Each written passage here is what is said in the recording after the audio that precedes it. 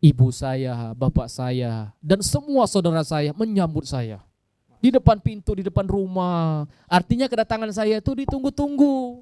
Masya Allah. Ini nggak main-main loh. Saya kaget, Masya Allah, belum sudah Allah bantu saya.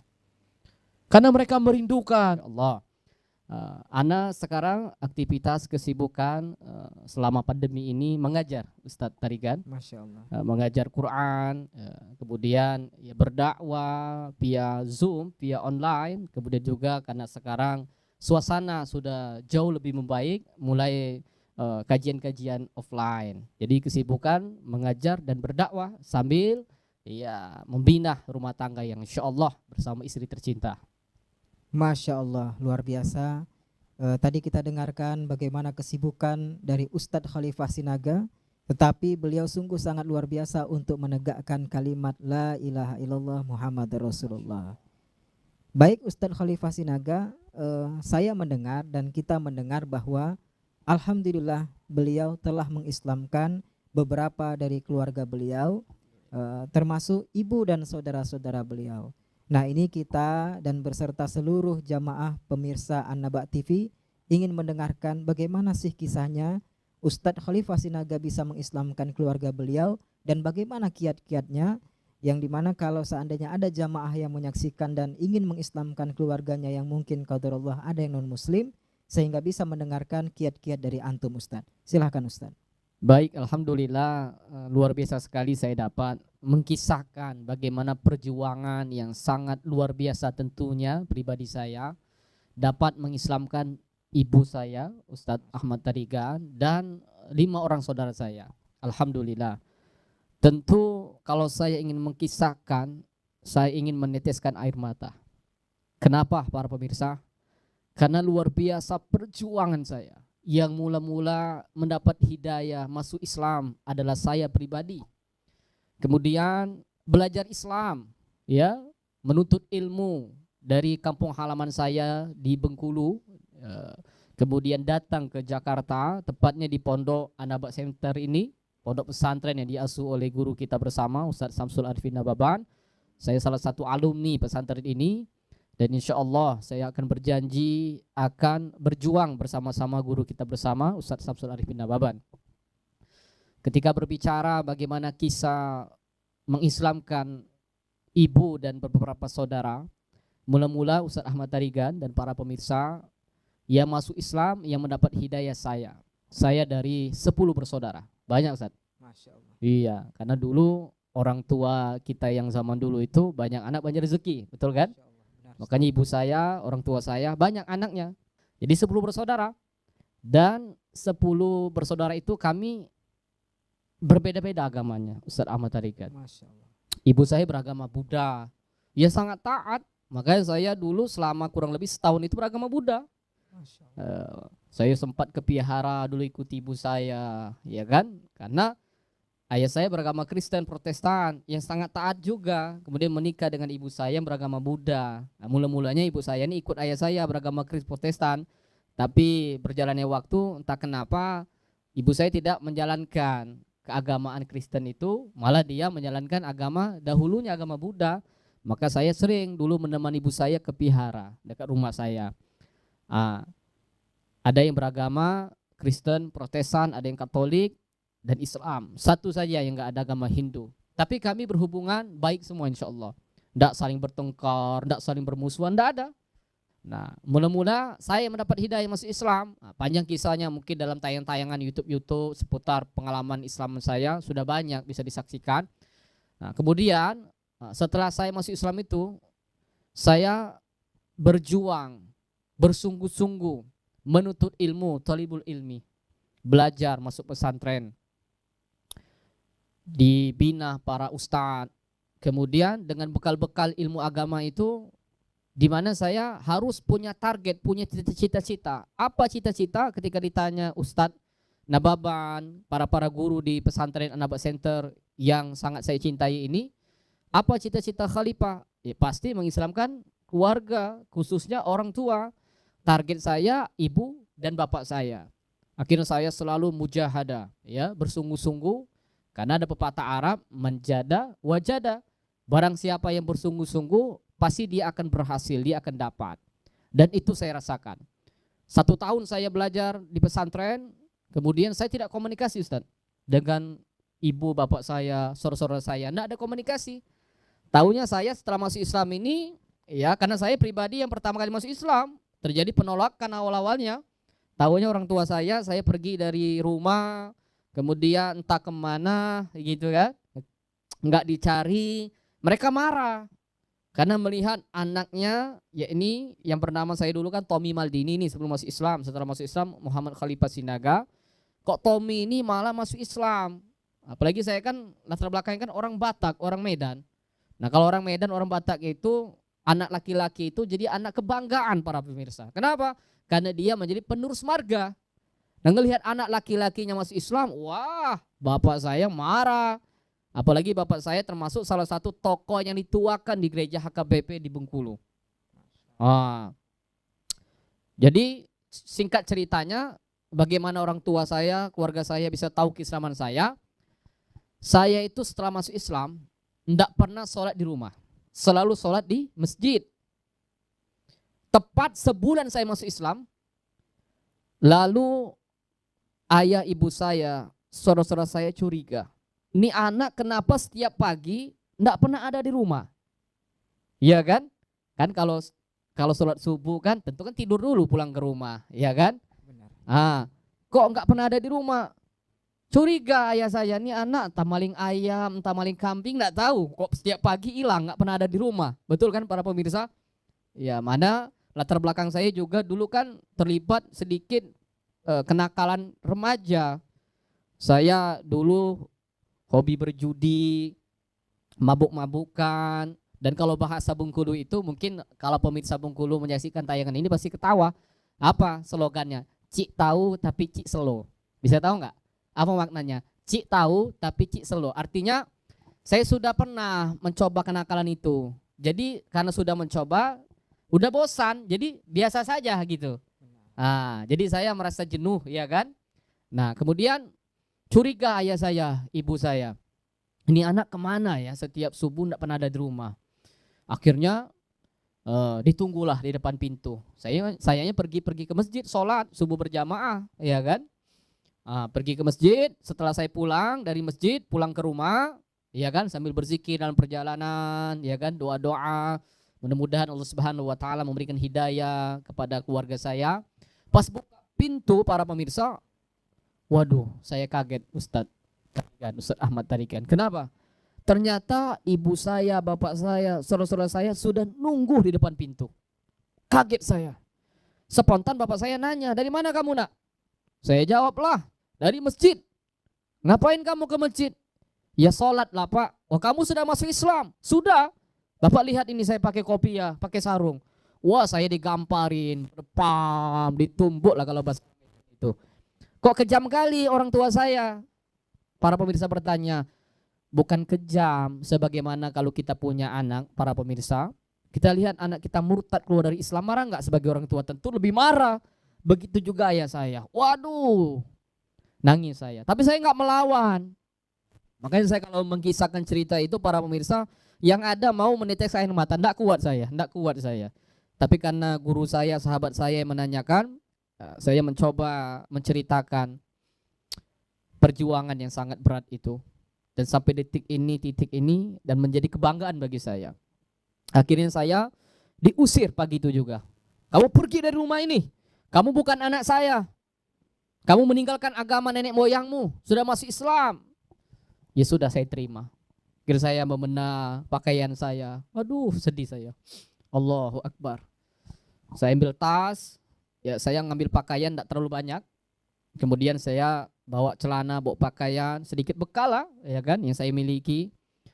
Saya mau pamit sama ibu bapak, sama saudara-saudara, tapi mereka cuek, ya kan. Ya sudahlah, bismillahirrahmanirrahim. Saya pergilah pagi itu dari rumah. Kebingungan saya nggak tahu kemana. Tapi alhamdulillah karena di Bengkulu itu mayoritas muslim, akhirnya saya tinggal di masjid, nggak jauh dari rumah saya. Karena beberapa tangga saya sudah mengetahui keislaman saya dan mereka senang melihat saya. Nih anak setelah masuk Islam kok hebat ya, yang dulunya bandel nakal, kok sekarang setelah masuk Islam baik dia, rajin ke masjid, tidak pernah tinggal. Artinya dia sungguh-sungguh masuk Islamnya. Akhirnya dibilang sama salah satu tetangga saya, kamu tinggal saja di masjid. Akhirnya saya tinggal di masjid selama kurang lebih 2 minggu. Akhirnya saya ingin mencari tahu, belajar Islam secara kafah, secara sempurna. Ingin mondok, ingin masuk pesantren. Saya ingin mencari pesantren di mana ya yang bisa saya masukin, yang saya bisa tempatin yang gratis.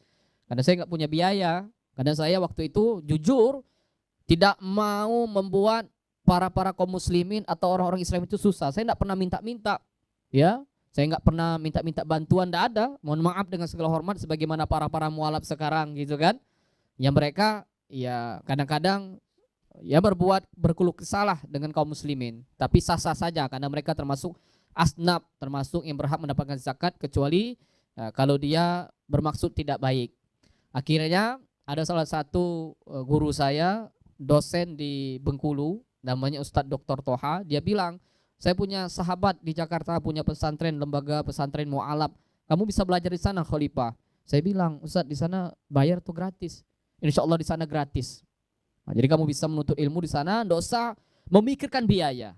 Kami akan berangkatkan kamu Khalifah ke Jakarta, tapi dengan satu syarat. Apa syaratnya? Kamu harus belajar sungguh-sungguh dan punya target setahun kamu harus bisa mengislamkan orang tuamu dan saudara-saudaramu. Akhirnya singkat cerita, Ustadz Ahmad Tarigan dan para pemirsa, saya berangkatlah dari kampung halaman saya, terbang ke Jakarta. Di Jakarta saya nggak punya siapa-siapa, nggak punya family di sini, nggak ada. Akhirnya saya diterima dengan baik oleh Ustadz Samsul Arifin Nababan di pesantren Anda Center ini.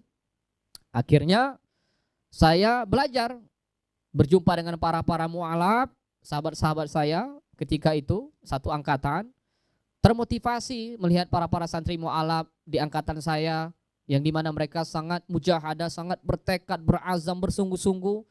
Keislamannya luar biasa. Ada mu'alaf baru 3 tahun masuk Islam, bisa hafal Quran 15 juz, 2 tahun masuk Islam, ada yang hafal Quran 10 juz. Saya termotivasi, yang dimana saya dari dasar nol besar, nggak bisa ngaji, nggak bisa ngapa-ngapain, ya kan? Karena saya baru masuk Islam. Singkat cerita, 1 bulan saya di pesantren mu'alaf Anda Center ini, dengan ketekunan, kesungguhan, saya sudah langsung lancar mengaji Al-Quran. 6 bulan saya masuk Islam, tepatnya di pesantren ini saya 3 bulan, saya sudah bisa menghafal Al-Quran 3 juz. Ini bukan riak, bukan sombong, hanya wa amma bi ni'mati rabbika fahaddits, menceritakan kenikmatan yang Allah berikan kepada saya, dan tentunya menjadi pelajaran untuk kita semua yang turis. Sering saya kalau sampaikan di kajian saya, ceramah-ceramah saya, apa itu turis? Turunan Islam yang sejak lahir beragama Islam, kok Islam kita gini-gini aja. Betul apa betul nih Ustadz? Ini Ustadz Ahmad Tarigan kok diam ini? Tersimak atau gimana ini? Saya terharu mendengarkan kisah inspiratif dari Ustadz Khalifah Sinaga. Masya Allah. Alhamdulillah. Masya Allah. Jadi lanjut gak nih? Silakan dilanjutkan Ustadz. Masya Allah. Apa kita tunggu iklan dulu? Masya Allah. Baik. Jadi saya sungguh-sungguh belajar. Dengan 1 tahun saya menuntut ilmu, belajar, ya tentu masih kekurangan lah ilmunya. Tapi saya kan berdakwanya kan dengan keluarga-keluarga terdekat dulu. Targetnya kan orang tua, saudara-saudara. Akhirnya 1 tahun saya belajar pesantren, dipanggil oleh Ustadz Nababan, Khalifah ta'al kemari. Ya Ustadz, kamu kan sudah 1 tahun belajar di pondok ini. Kamu pulang ke Bengkulu. Kamu dakwakan orang tuamu, saudara-saudaramu. Tentu kamu pasti rindu dengan orang tuamu. Masya Allah Ustadz, saya menangis. Yang dimana saya 1 tahun itu nggak komunikasi loh, bayangkan. Nggak komunikasi. Bukan seperti sekarang ada handphone, ada Instagram, ya kan? Dulu anak-anak dulu apa kalau buta sosial media itu, ya kan? Betul-betul fokus belajar. Yang dimana orang tua saya taunya saya ya sudah diusir aja kan, entah meninggal entah kemana nggak tahu lah gitu kan. Sedih saya, menetes air mata. Akhirnya saya memberanikan diri untuk pulang ke Bengkulu, tepatnya di bulan suci Ramadan. Pulanglah saya dengan harapan, dengan tekad, dengan doa selama saya 1 tahun belajar di pesantren ini. Ya Allah, bantu saya ya Allah, berikan kekuatan, pertolongan kepada saya ya Allah. Alhamdulillah Ustadz Ahmad Tarigan. Yang saya berpikir sebelumnya, aduh saya kalau pulang ke Bengkulu, apakah orang tua saya masih marah ya? Apakah saya masih dipukul dulu seperti yang saya rasakan, saya alami ketika mula-mula keluarga saya tahu saya masuk Islam. Takut saya sebenarnya. Tapi saya harus berani, ya kan, mengambil resiko. Walau bagaimanapun tentu saya sangat rindu, sangat sayang. Akhir singkat cerita, saya mendaratlah di Bengkulu. Perjalanan pulang ke rumah rasanya takut. Rumah saya dari bandara ke Bengkulu itu tidak jauh, kurang lebih hanya 15-20 menit. Cepat sekali rasanya, ya kan. Sampai di rumah ternyata para pemirsa, Allahu Akbar, ibu saya, bapak saya, dan semua saudara saya menyambut saya di depan pintu, di depan rumah. Artinya kedatangan saya itu ditunggu-tunggu. Masya Allah. Ini nggak main-main loh. Saya kaget, Masya Allah, belum sudah Allah bantu saya. Karena mereka merindukan. Walau bagaimanapun Ustadz, tentu orang tua sejahat-jahatnya anaknya, senakal-nakal yang namanya anak, tetap anak, betul? Ya paling marah sehari 2 hari. Tapi ketika melihat anaknya masuk Islam, dapat hidayah, belajar sungguh-sungguh, jadi Ustadz lagi sekarang alhamdulillah, mereka bangga. Dapat informasi dari tetangga-tetangga, ibu, bapak, anak Mustra masuk Islam jadi orang yang baik, jadi orang yang soleh. Apalagi dulu saya masuk eliminasi ya 10 besar ya Dai Muda Indonesia MNC TV 2014. Perwakilan Bengkulu. Masuk saya alhamdulillah, dan dokumentasinya masih ada. Nah gitu. Artinya kan mereka menyaksikan tayangan. Walaupun ujung-ujungnya tereliminasi juga. Ya wajar lah, mu'alaf ya kan. Tapi kan bangga saya bisa mengalahkan berapa ratusan bahkan ribuan malah saya singkirkan. Jadi saya manfaatkan suasana itu. Masya Allah, ibu bapak saya, saudara-saudara saya menyambut saya. Maka saya minta petunjuk kepada Allah. Ya Allah, apa saya lakukan? Alhamdulillah, 1 bulan saat bulan suci Ramadan itu saya pergunakan waktu itu sebaik-baiknya. Ibu saya bantu, saya tolongi. Ibu saya seorang pedagang. Saya bantu dia saat dagang itu. Nah singkat cerita, mereka menyaksikan ini anak Tommy ya setelah masuk Islam kok akhlaknya berubah 180 derajat Celcius. Oh, saking panasnya. Artinya berubah total para pemirsa. Yang dahulunya tadinya nakal sekali. Wah, ini kalau pemirsa teman-teman saya menyaksikan ketawa dia. Ini nggak main-main, saya menyaksikan betul-betul nakal. Wah, dulu kalau saya kalau menceritakan kenakalan dulu itu nggak habis-habis ya kan. Tapi maklum kan belum dapat hidayah. Ya masih terlibat pergaulan bebas kan. Nah, sekarang alhamdulillah sudah masuk Islam. Sudah kurang lebih 6 jalan 7 tahun. Tapi jangan sebut mualaf lagi. Lalu saya manfaatkan. Mula-mula target saya ibu saya. Karena kan seorang ibu kan lebih ke perasaan. Dan saya dekat. Ibu dengan saya sangat dekat. Biasanya kalau anak laki-laki ini dekat dengan ibu. Betul kan? Nah, saya manfaatkan. Ternyata ibu saya tertarik. Dia bilang dihampiri. Itu tepat 7 hari Ramadan ke-7. Tommy, nak, ibu maulah ikut kamu masuk Islam. Oh, kaget saya. Pas habis sholat tarawih. Kenapa bu mau masuk Islam? Ibu lihat kamu nih setelah masuk Islam kok baik akhlaknya, ya tutur katanya. Kamu yang dulunya ibu, mohon maaf, sangat jengkel, sangat marah. Tapi sekarang ibu sangat sayang sekali. Daripada anak-anak yang lain, kamu yang lebih perhatian dengan ibu. Ibu maulah masuk Islam. Benar nih bu mau masuk Islam? Iya. Nanti bapak gimana? Bapak kamu gak usah dipikirkan. Yang penting ibu mau masuk Islam dulu. Akhirnya saya Islamkan ibu saya. Diam-diam tentunya. Takutlah saya kan. Nanti kalau bapak saya ketahui, saudara saya tahu, marah. Setelah ibu saya masuk Islam, malah dia langsung seperti Umar datang kepada bapak saya sudah masuk Islam, ikut anakmu Tommy. Kalau kamu mau masih sama saya, kamu juga harus masuk Islam. Kalau enggak ya harus kita kontan, terpisah gitu ya kan. Sedih juga saya saat itu. Ini perjuangan ibu saya nih Ustaz. Kemudian akhir bulan Ramadan, alhamdulillah adik laki-laki saya juga ikut Islam. Kenapa dia masuk Islam? Karena saya sering ngaji Quran di rumah itu, tilawah Al-Quran. Terdengar oleh telinga mereka setiap pagi. Yang di bulan suci Ramadan kan kita kan ya dimotivasi supaya bisa khatam Al-Quran kan, minimal 1 kali. Saya saat itu target 2 kali. Artinya harus rajin-rajin ngaji Quran, selalu didengar oleh saudara-saudara saya. setiap waktu. Masya Allah kalau Allah sudah memberikan hidayah. Akhirnya adik saya juga, bang, saya ingin juga lah ikut masuk Islam bang. Wah benar nih dek, kenapa kamu masuk Islam? Pokoknya pengenlah masuk Islam, soalnya teman-teman adik Islam semua katanya. Nah, saya ingin juga kayak abang, ngaji-ngaji Quran, bulan si Ramadan ini berpuasa, sholat taraweh, gitu. Masya Allah. Padahal tidak ada saya paksa, tidak ada saya, ayolah masuk Islam, tidak ada sama sekali para pemirsa, tidak ada saya bujuk-bujuk.